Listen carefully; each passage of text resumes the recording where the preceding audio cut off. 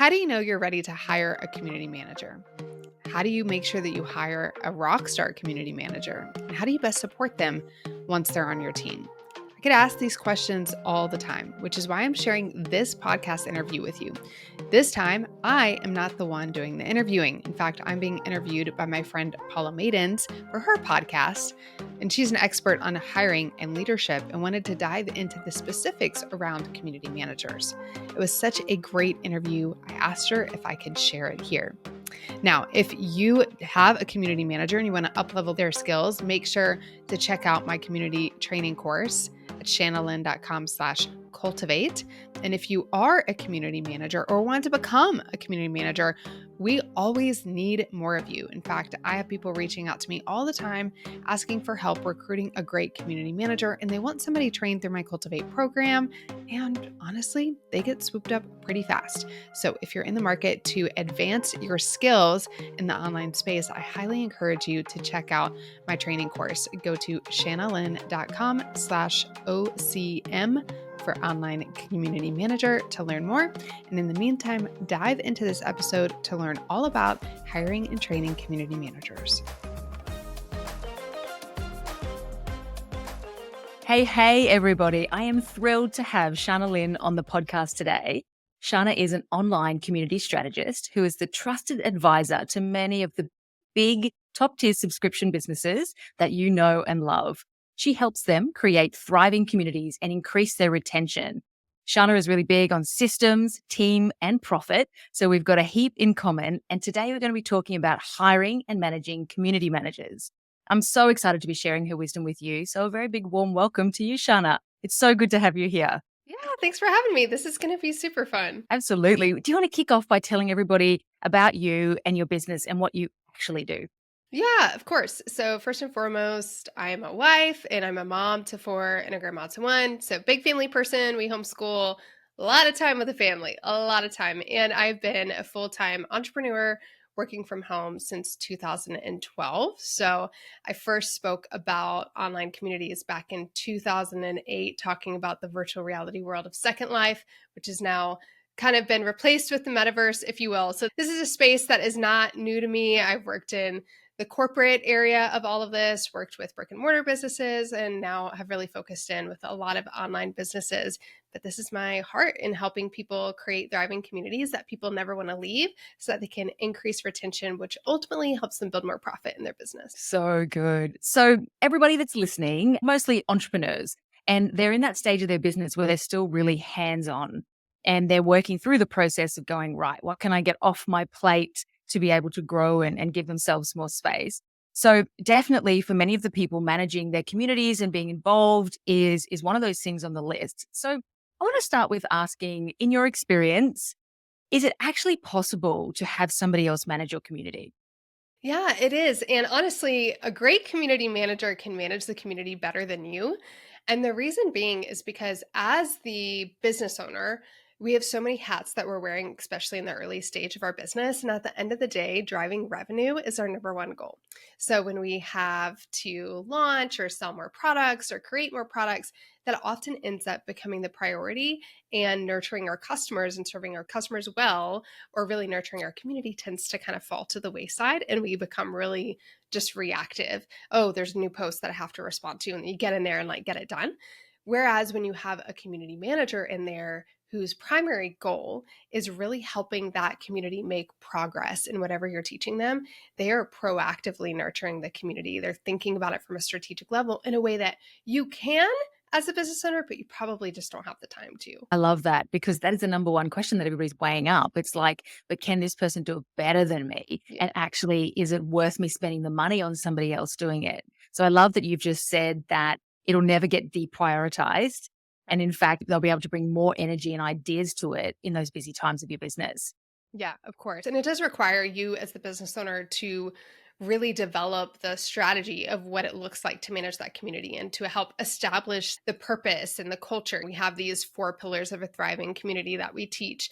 And the business owner is the one who really needs to get that strategy in place so that the community manager can do their job effectively. So I always say it takes a business owner being really great at leading a community in order for them to pass the torch on to a community manager. Oftentimes we have community managers that don't succeed in the role. And one of the reasons that they don't succeed is because actually the business owner wasn't really succeeding in the role in the first place. And so they didn't really have the trust and authority within their own community to be able to pass that on and transition that trust and authority to the community manager. So as a business owner, you want to make sure you're really clear about the kind of community you want to create, the kind of culture that you want to have inside of your community, and really establish yourself in your own voice as an authority, as a leader, as a guide inside of that community before you try and hire somebody else to step in and to pass that torch to. So it's like you can't hire somebody to fix it, so to speak, if it's not already like thriving and buzzing and whatnot. But you can certainly hand over a buzzing community to somebody else. Yeah, and there are community managers that can come in and help guide you in fixing it, but they're going to be looking to you to step in to realign that community and really help establish authority in that community, because you're the one that people want to see. You're the one that people trust. You're the reason that people bought. So you don't get to completely disappear. But when you have a really great community manager, what they're going to do is they're going to come to you and say, here's how I need you to show up. Can you do this live? Can you comment on this post? And can you review this, because we have this angry customer in the community and we've never dealt with this before?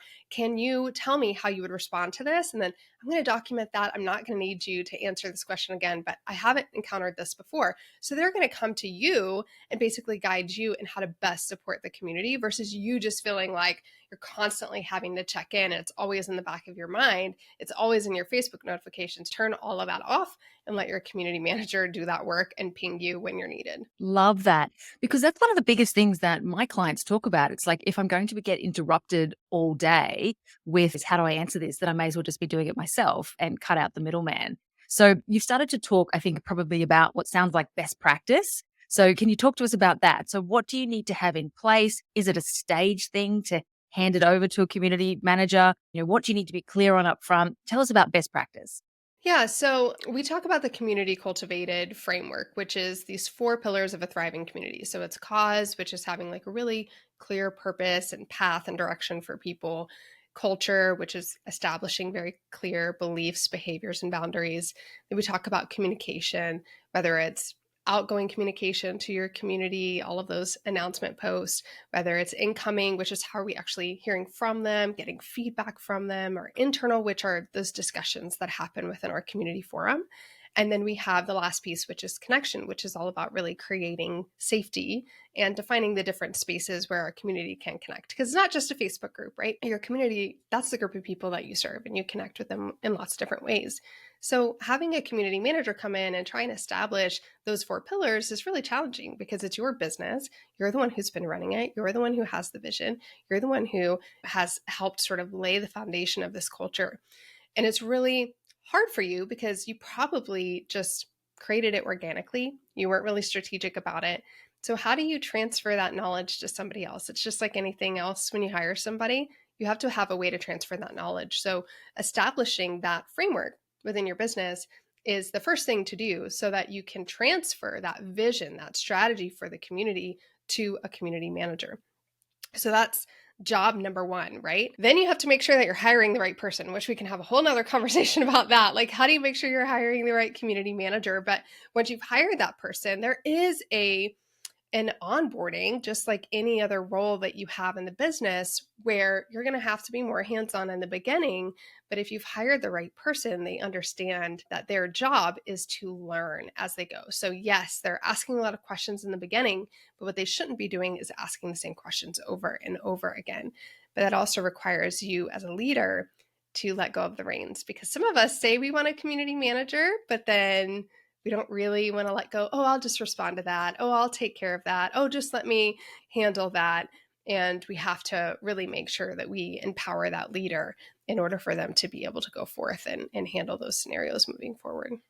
Love that. So establish your framework with those 4 pillars, hire the right person, onboard and spend time with them and then let go, let them do Yes. their job and go and do yours. Love Right. that. Let's dive into the hiring piece. So, in your experience, why does it go wrong sometimes? And what is it when you're hiring a community manager that you really need to be careful to look for? Community managers are tough hires because they represent us, right? And that's really hard for people to have somebody else represent us to our community.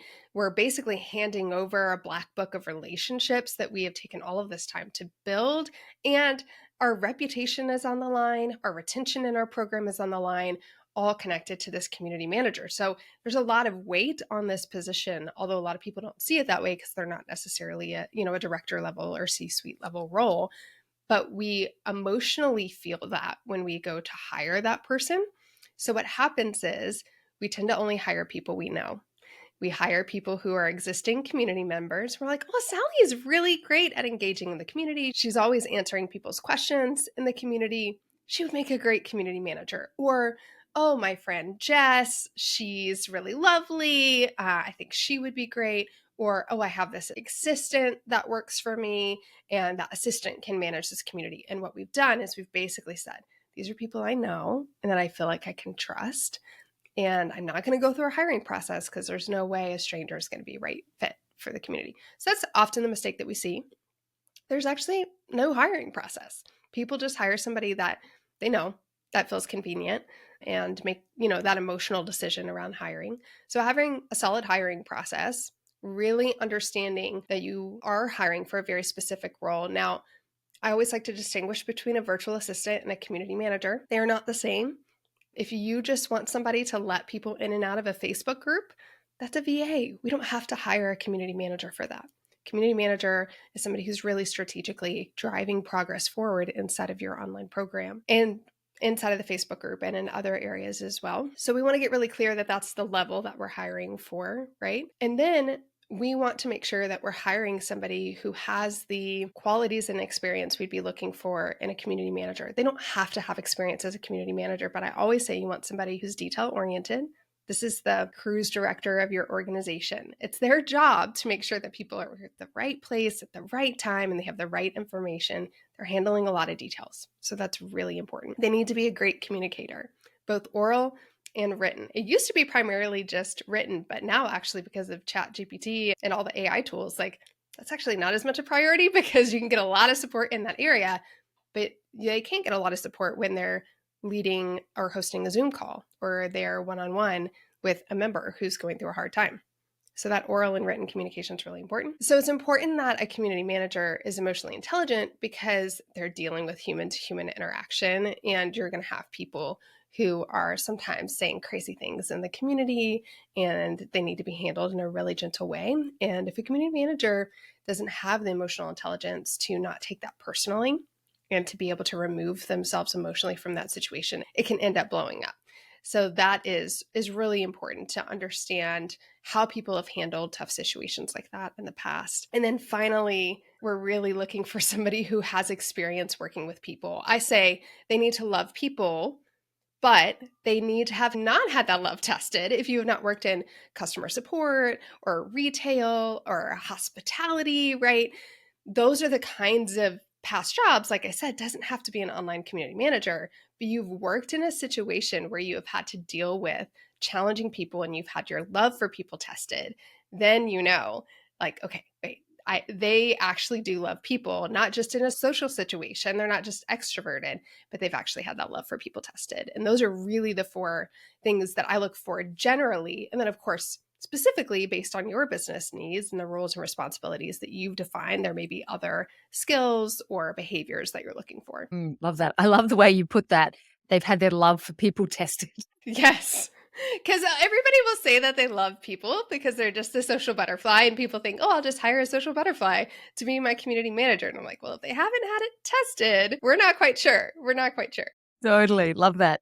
I think, you used to talk before about how they represent you in the group and how you're effectively handing them your black book of people. And I want to talk about, I know for a lot of my clients, a lot of the people I've spoken to, there's a lot of fear that sits around that, around somebody like stealing it, still in your business, starting to do business with people directly, et cetera, et cetera. And that often stops people from actually fully handing over the reins because in theory, as you said, the fourth step, let go, let them do their job and you go and do yours. So how do you, in your opinion, screen for the person who you can actually trust? And then secondly, how do you sort of keep yourself calm, knowing, okay, they're doing the right thing, my people are safe, my business is safe, so you can actually go off and focus on what's important to you, growing revenue? Yeah, you can never fully safeguard yourself from that because we never really know the internal desires of the people that we hire, nor do we know what's going to change about them. I mean, I know people that have been hired as full time community managers and have never in their right mind thought that they were ever going to leave or go do their own thing. And they're in a program that tells people, you should work for yourself. It's so amazing. So they spend years just like being told, create your own schedule, be your own boss. And so it's only natural that they eventually want to go and try and do that. And you can trust that community managers are replaceable. And I think that is the biggest fear that people have is that a community manager leaving a community is going to have a negative impact. And how you respond to that community manager leaving and how you support them in their exiting is going to determine how your community responds and they're leaving. And I've seen many transitions happen where it's a very seamless transition. There's no impact on the community at all. I mean, I think people think it's just going to be a big blow up, but it's not because they're not there for the community manager. That's not why they bought in the first place. But when we're screening and we're really looking for a community manager who's there for the long term, I think it is a lot about asking those questions about their long term vision for their career and what they are looking to create for themselves, and also casting a vision of what you want to create for them. Because community managers often feel like that's as far as they can go in a business, but there is actually an ascension path for community managers to become community directors, retention managers, program directors. So for them to see that vision that this work in the community, if done well, can expand to other retention related activities related to the program, can help sort of cast that vision and help you all be able to align around that. So can we align around the future vision? As we're onboarding, are we setting really clear expectations around those kinds of boundaries that we have? A lot of people have boundaries around direct messaging with clients, friending clients, can clearly have them sign non-competes. There's lots of legal documents that you can have them signed as well, that in having to sign those, they generate conversations that make sure that you're on the same page about those sorts of things. And then I think just making sure that when you see a yellow flag or you see a red flag that makes you think that this person may be on the way out or that they may be doing something that could jeopardize your business, that you address it directly and you have that crucial conversation early on versus assuming, it's nothing.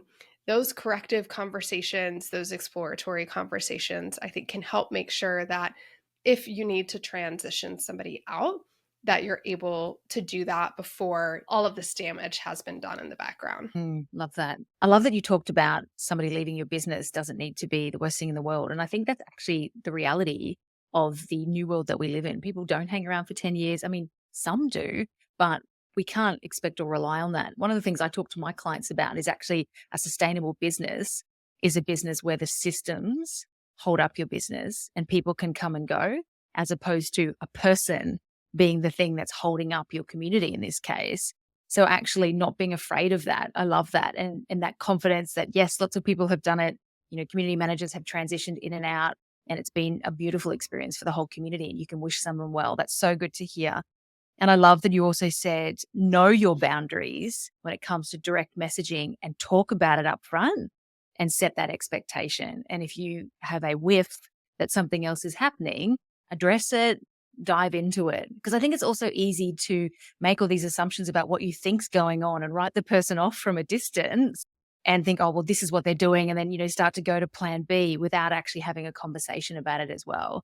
So, you've said, talk about it, address it, and see if it's actually a real thing and make a plan. Yes. Exactly. And that I think is in so many ways that applies to how we set a community manager up for success and really any team member. It's about being really clear about those expectations and about transitioning influence over time and making sure that we're on the same page. And if we see something that needs to be corrected, we don't assume it's going to get corrected on our own. We make sure that we do that. And a community manager, any team member really, is they're going to do things in a way that you would not have done it.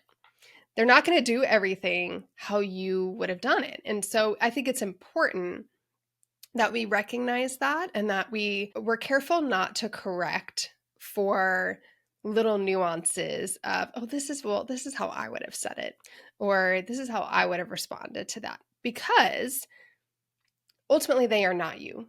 And their job is not to sound like you. Their job is to carry your vision forward. Their job is to help people make progress in the methodology and systems that you teach, but it's not to be you inside of the community, right? They can regurgitate you in the community in a lot of ways, but they should have their own personality that fits within the umbrella of your bigger culture and your bigger brand.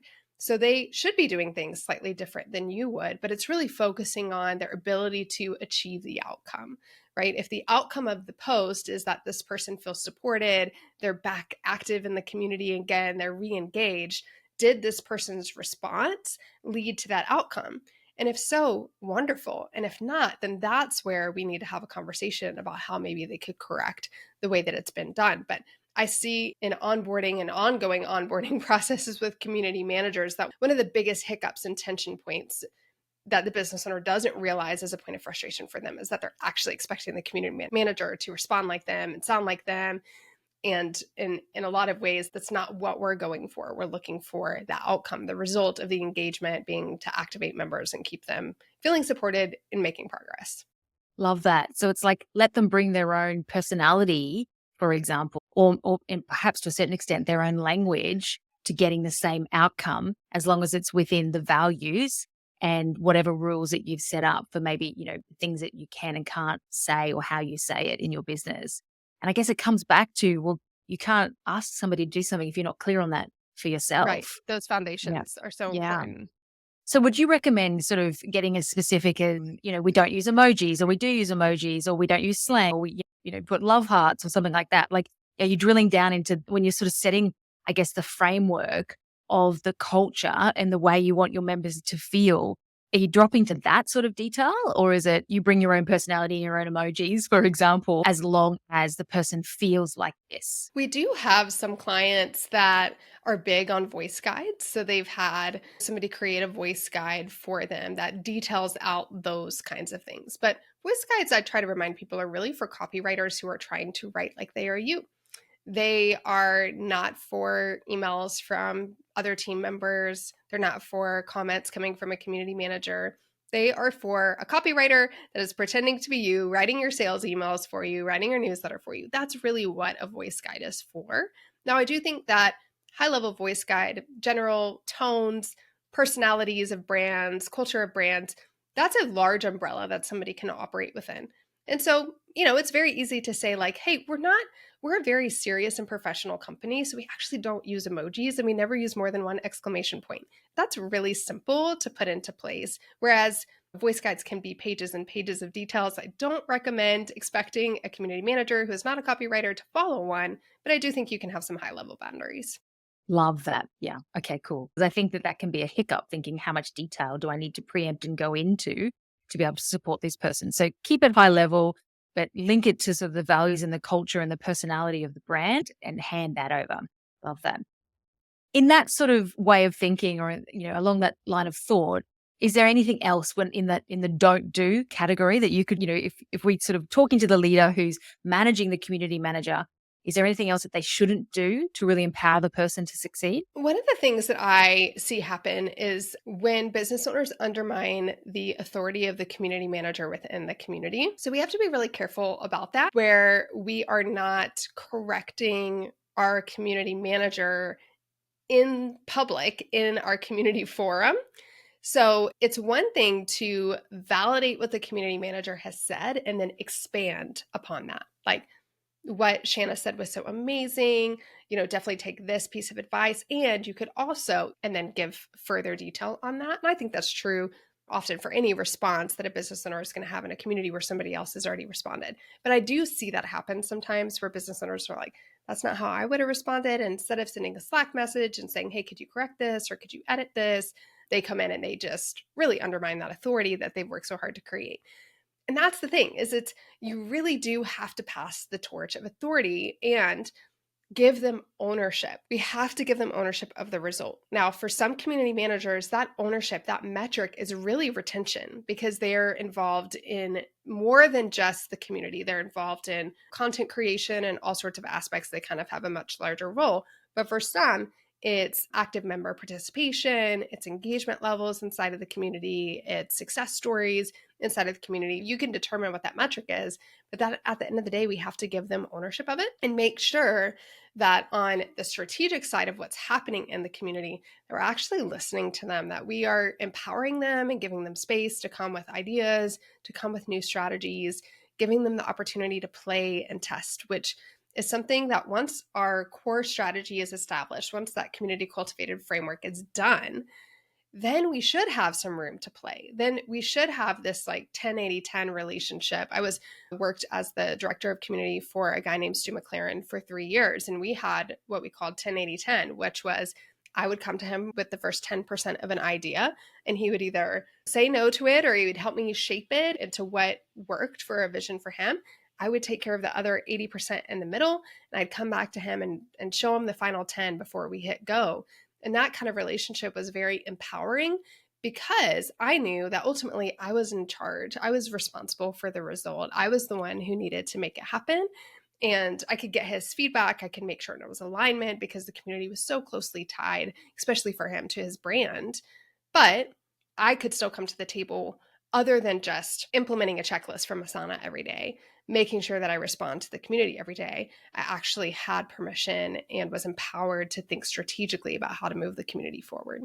I love that you're talking about outcomes. I think that's so big. It's like you can hand over tasks and you can hand over responsibilities, but if you actually hand over somebody the ability to focus on and be empowered to move something towards an outcome that you can really clearly both talk about, I think everything changes. Yeah, a lot of people treat community managers like customer service people. The outcome is inbox zero for a lot of customer support reps. And I'm like, no, the outcome is creating a better customer experience. And if a customer support person thinks my goal is to get to inbox zero, they're not paying attention to how they respond. They're just paying attention to how fast they get to a resolution. And they're also not looking for opportunities to improve the experience to prevent the ticket in the first place, right? It's the same thing for a community manager. If the outcome is respond to 100% of posts in the community, and which is often what I hear people's goal are, I just want to make sure every post gets touched. I'm like, to what end? How is that supporting the bottom line of your business if every post gets touched?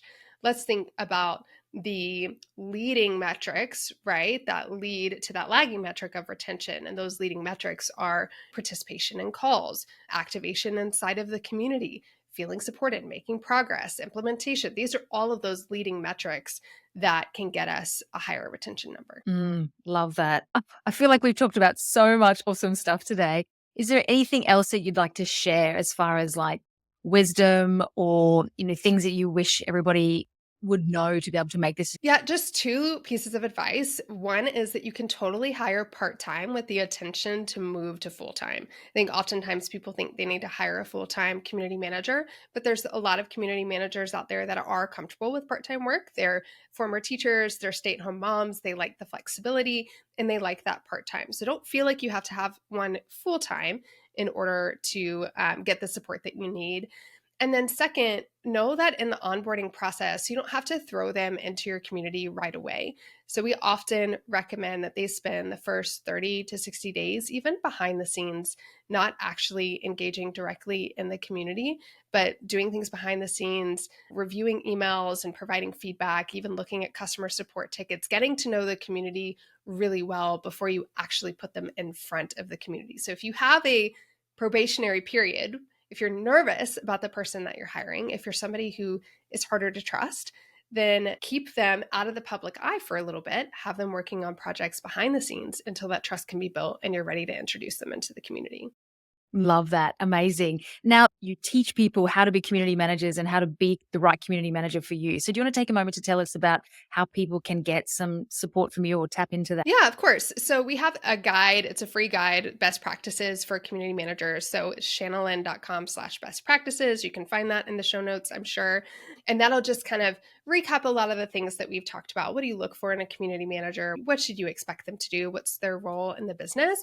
And then we do have a community training program that's great for, like I said, the business owner to establish those foundations. Or if you already have a community manager on your team and you want to up level their skills, or if you are a VA or a community manager and you want to get advanced in the role of community management, that's our Cultivate training course. And you can learn about that on our website. But that's our core training that teaches all of the things we just talked about and takes community management from the person to actually having a strategy and a process that you can pass on to any great person that you hire. Amazing. Well, I'll definitely put all those links in the show notes. But thank you so much for coming on today and having a conversation. So much good stuff. Yeah, thanks for having me.